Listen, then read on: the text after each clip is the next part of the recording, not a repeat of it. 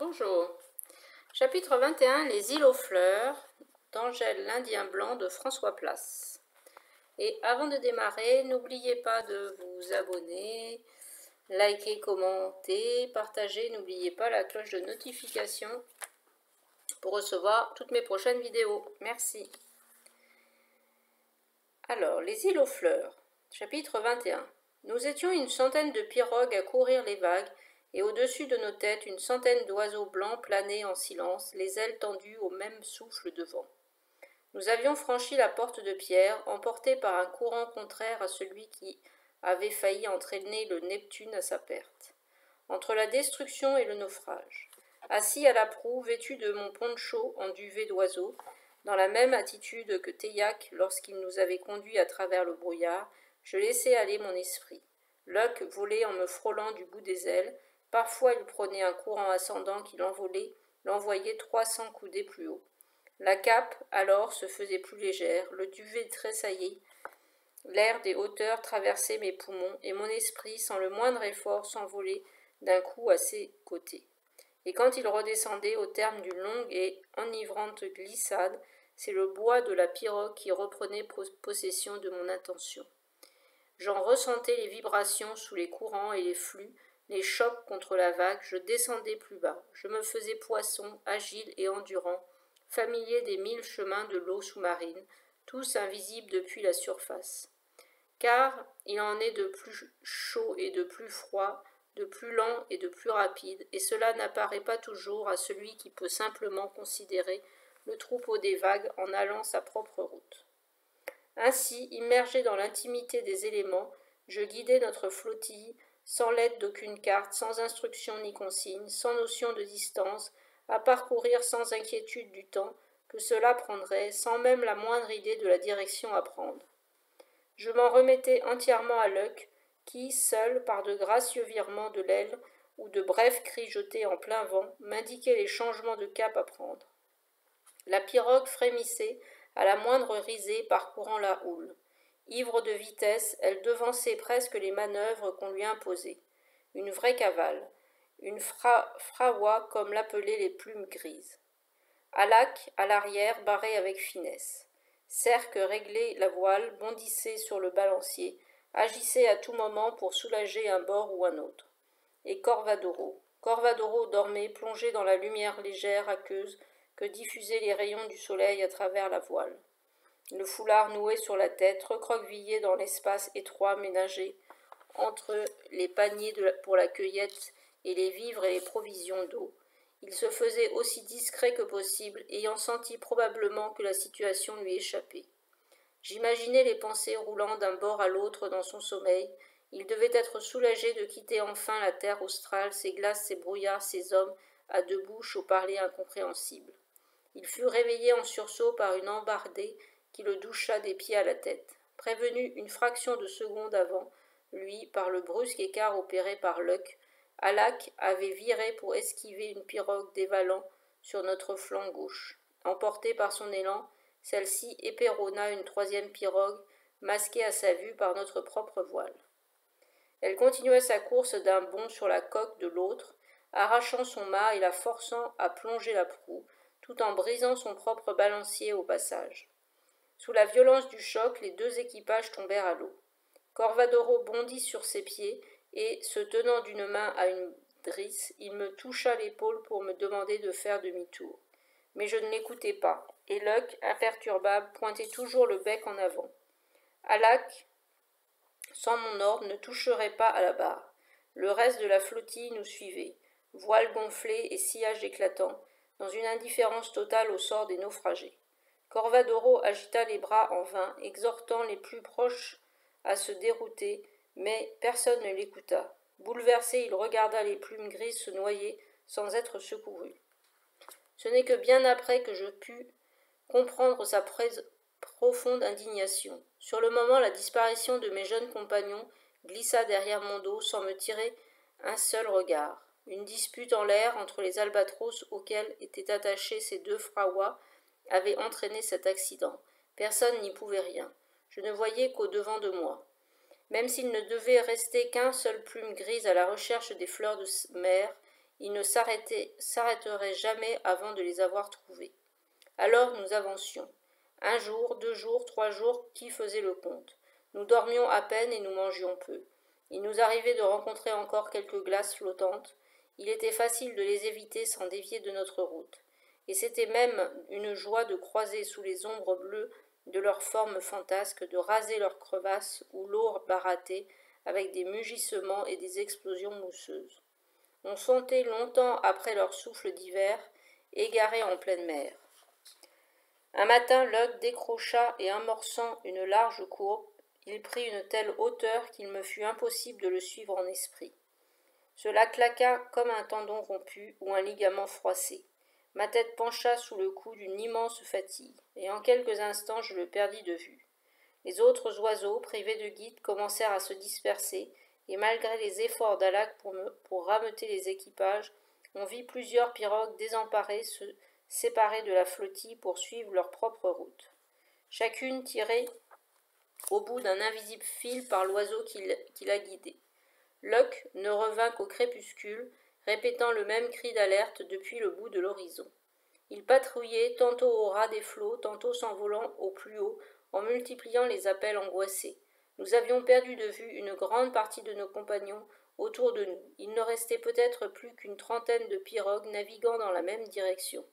Et dans le lointain, des cris, des bruits de bois brisés, mes propres visions se brouillaient, et je ne percevais sous les eaux détachées de Luck par une trop grande distance que des déplacements sauvages de masses liquides et des cris aussi déchirants qui ressemblaient à de longues plaintes ou des lamentations, mais d'une nature telle que je n'en avais jamais entendu. Les nuits sont si courtes en cette saison que le soleil s'est à peine couché sur l'horizon qu'il a déjà repris sa course dans le ciel. Ses rayons ne mirent pas longtemps à illuminer une scène de désolation, car en dehors de notre petit groupe, des dizaines de pirogues un peu plus loin se débandaient en tous sens. Autour d'elles, des baleines tueuses, l'eau battue rageusement par leurs nageoires, les panaches de leurs évents, comme des crachats de colère, et des épaves, des corps en détresse ballottés par la houle. D'autres happés par des mâchoires, partout des appels à l'aide. Au plus fort du combat, les albatros n'hésitaient pas à piquer du haut du ciel sur les monstres marins, et plus d'un finissait broyé au milieu des éclats de bois, ou déchiré par les dents des baleines pour terminer sa vie au fond de leurs entrailles.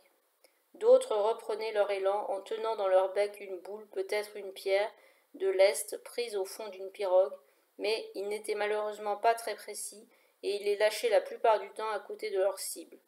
Luck ne participait pas au combat, il essayait sans relâche de rassembler son troupeau, il entamait de grands cercles qui revenaient nous survoler en indiquant toujours la même direction. Serrant de la main droite le col de mon poncho, je me concentrais sur les visions qui naissaient avec les tressaillements de mon duvet d'oiseau.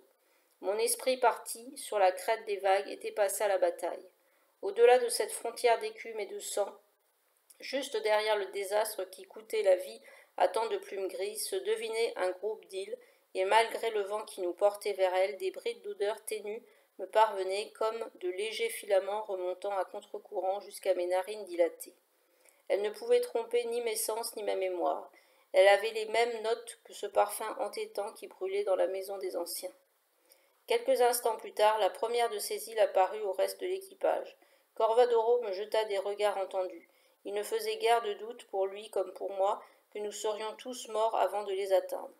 Comme pour confirmer cette intuition, une de ces baleines tueuses jaillit devant notre proue, et elle était démesurément longue, et sa peau verruqueuse, tachetée, dégageait une puanteur abominable. Il y avait 4 beaux morceaux de viande pour elle, séparés de ses dents par une coque de bois. Rien de plus qu'une petite carapace à croquer avant d'en déguster la chair, car les froirois, toutes taillées pour la course, sont d'une excessive légèreté. Comme pour nous narguer, elle s'éleva dans les airs avec une gracieuse cabriole, le corps tout entier, suspendu hors de l'eau, quand sa large nageoire caudale, semblable à un papillon au reflet d'ardoise, disparut sous la surface. Je la sentais qui ondulait vivement à bonne profondeur en effectuant une large volte pour reprendre son élan, puis remonter à toute vitesse sur notre arrière. Nous avions assez de vent dans la voile pour tenter une manœuvre de la dernière chance. Je désignai mes compagnons l'endroit où il fallait s'attendre à voir ressurgir la baleine, et au moment où elle jaillit, Alak effectua un virement, l'ombre du grand corps glissa comme un nuage, et nous entendîmes le claquement sinistre de ses mâchoires qui se refermaient sur le vide. Bondissant sur leurs arcs, Alak et Cerx décochèrent 3 ou 4 flèches à son passage. Tchac, tchac, tchac, les traits se fichèrent dans la bête. En pure perte cependant, car elles ne lui causèrent pas plus d'embarras que des aiguilles de dentelière plantées du bout des doigts dans un cuir de bœuf. Corvadoro, lui, s'était emparé du seul harpon à bord, une arme tout juste bonne à piquer les crabes et les poissons de rive. Je lui demandai de le céder à Alak, le seul parmi nous à même d'infliger une blessure sérieuse à l'animal. Sidéré de mon audace, un peu vexé aussi de recevoir un tel ordre de ma part, le savant, sans piper mot, remit son arme, campé sur les 2 pieds, maintenant sa position, malgré les remous de la houle et les gerbes d'éclaboussures. Le jeune chasseur attendit le moment propice. La baleine avait viré sur le côté, appuyant de toutes ses forces sur une de ses nageoires latérales, tandis que l'autre se dressait vers le ciel. Son œil énorme, tout ruisselant d'eau, encore étonné d'avoir manqué sa proie, roulait de tous côtés à notre recherche. Il causa son propre malheur. Alak lança de toutes ses forces le harpon dans le cercle noir de son iris, mais il le manqua. C'est un marteau pointu, une véritable hache d'arme surgit de nulle part, qui avec un cri strident tomba en plein dessus. Le bec puissant et corné de Luck lançait de tout son poids depuis le haut du ciel. L'albatros resta le temps de quelques coups de bec pour assurer sa prise, puis il dégagea en emportant la boule ensanglantée avec de frénétiques battements d'ailes. Comme elle était trop grosse pour la gober, il dut la lâcher dans un creux de vague avant de la reprendre de l'altitude. Et sous la douleur, la baleine bondit en fouettant l'eau de tels sauts de carpe que ses jaillissements d'écume montés à plus de 10 pieds de hauteur retombaient sur nous en averse. Elle tourna sur son bon côté et revint à la charge. Luck ne lui laissa pas le temps de se remettre, et dès qu'il aperçut son œil valide, il piqua une seconde fois, fondit droit dessus et le lui arracha en même temps que la vue. La bête, avec de terribles sursauts, entra alors dans une rage indescriptible. Ses coups de nageoire, cependant, ne rencontraient que le vide. Alak nous en avait éloignés à bonne distance. Vaincue, elle se laissa couler en poussant une longue plainte, et je compris d'où venaient les clameurs sous-marines qui hantaient depuis un bon moment l'intérieur de mon crâne. Elles expliquaient aussi la gigantesque confusion de la bataille. Les attaques des baleines se faisaient d'autant plus sauvages qu'un certain nombre d'entre elles étaient soudain privées de la vue. L'angoisse et la douleur décuplaient leur force. En se cabrant contre ses ennemis tombés du ciel, elles causaient de terribles pertes parmi les pirogues. Éparpillées au gré du vent et des vagues, les frawas étaient trop légères pour résister aux tempêtes déchaînées par les énormes corps. Elles devenaient ingouvernables, et beaucoup de plumes grises sautaient à l'eau pour éviter de se faire écraser. Ils se débattaient, puis on voyait leur tête engloutie sous des tourbillons de mousse blanche. L'issue de la bataille aurait dû basculer du côté des baleines, mais une armée de nouveaux oiseaux blancs, rameutés par Luck du bout de l'horizon, tomba soudain comme la grêle sur les géantes. Elles abandonnèrent la partie, la route des îles s'ouvrit devant nous.